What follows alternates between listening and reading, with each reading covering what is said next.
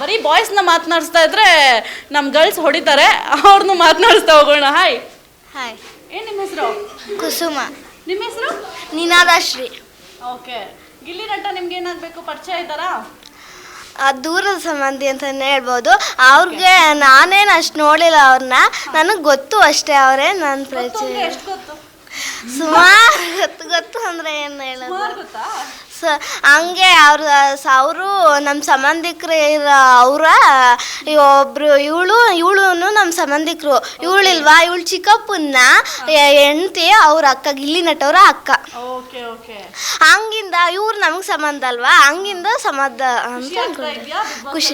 ಯಾರಿಗೆ ಆದ್ರೂ ಅವ್ರ ಊರಿಗೆ ಬಿಗ್ ಬಾಸ್ ಗಂಟ ಹೋಗಿ ಅಲ್ಲಿ ಚೆನ್ನಾಗಿ ಆಡ್ತಾ ಇದ್ದಾರೆ ಅಂದ್ರೆ ಯಾರಿಗೆ ತಾನೇ ಖುಷಿ ಆಗಲ್ಲ. ಗೆದ್ದು ಬರ್ತಾರೆ. ಓಕೆ. ನೀವು ಯಾವಾಗಿಂದ ನೋಡ್ತಾ ಇದ್ದೀರಾ ಗಿಲ್ಲಿ ನಟ? ಚಿಕ್ಕ ವಯಸ್ಸಿಂದಾನು ನೋಡ್ತಾ ಇದ್ದೀವಿ. ಹೆಂಗಿರ್ತಾರೆ ಮನೇಲಿ?